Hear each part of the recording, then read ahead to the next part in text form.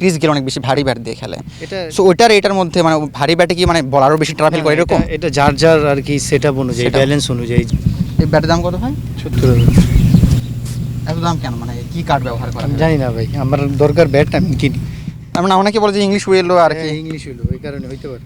70,000 তাই না? অনেক দাম। মানে এখন পর্যন্ত ধরেন ক্রিকেট ক্যারিয়ার এখন পর্যন্ত মানে কার থেকে সবচেয়ে ভালো বা কোনো ব্যাট উপহার পাইছেন যেটা খুব ভালো লাগছে আর কি? ব্যাট উপহার পাইনি, আমি কিনছি 1 লাখ টাকা আছে করে। 1 লাখ টাকার ওইটা সর্বোচ্চ, এটা আপনার কেনা সর্বোচ্চ রাইট? অনেকগুলো আছে, 2-3টা আছে। ওকে, এটা সবচেয়ে দামি ব্যাট আপনার রাইট? এটা সবচেয়ে কম দামি ব্যাট। কম দামি 70,000 এর 1 লাখ টাকা। কই থেকে, দেশে কেনা না বা দেশের বাইরে থেকে কেনা? দেশের থেকে কিনি। এটা কি মানে এটা কি শুধু আপনার প্র্যাকটিসের জন্য আর ওটা কি মানে ম্যাচ না, খেলার জন্য? এটাও ম্যাচ ব্যাট। এটাও ম্যাচ এখন ইউজ করতেছি আর কি। আমি সর্বোচ্চ কিনছিলাম 4,000 টাকা দিয়ে একবার শহীদ চাঁদ স্টেডিয়ামে আমি ভর্তি হয়েছিলাম, ধরেন এসএসসি পাশের পরে নক করার জন্য কিনছিলাম আর কি। কর্কের যে বলগুলো আছে না, 4,000 টাকা দাম ছিল আর কি, সর্বোচ্চ ওইটাই ছিল আর কি এখন পর্যন্ত। এখন অনেক তাই না? ওই যে আপনার কারওয়ান বাজার ওখানে একটা মানুষ থাকে, অনেকে নাকি ব্যাট আপনার একটু সমস্যা হলে ঠিক করে দেয় বা ব্যাট বেঁধে দেয়, ওখানে কখনো যাওয়া হয়েছিল? মানে সবাই কাজ করে ওখানে।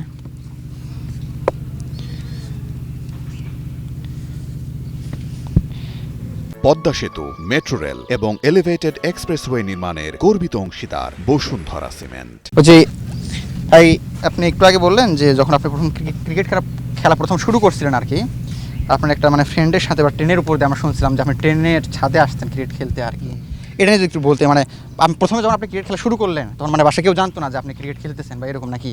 এই গল্পটা একটু যদি বলতেন, কীভাবে আসলে তারা জানতে পারলো যে আপনি ক্রিকেটে ভর্তি হয়েছেন বা ক্রিকেট খেলা শুরু করছেন? আসলে ছোটোবেলা থেকেই প্যাশন ছিল, ওই প্যাশনের জায়গা থেকে আর কি।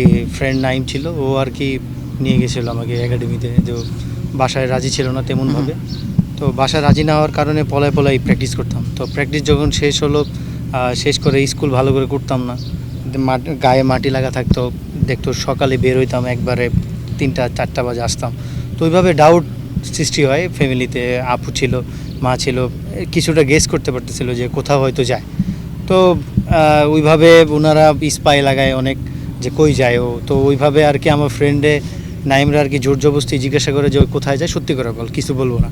তো যখন রাজি হয়, জানতে পারে, তখন আর কি ওনারা বুঝতে পারে যে আসলে এইভাবে বেঁধে রাখা যাবে না। তো ওনারা তারপর এগ্রি হয়, আমাকে আর কি নিজেরাই গিয়েই ভর্তি করাই দেয় বলে। যাই হোক, দুর্দান্ত। ঠিক আছে ভাই, তাহলে প্র্যাকটিস করেন।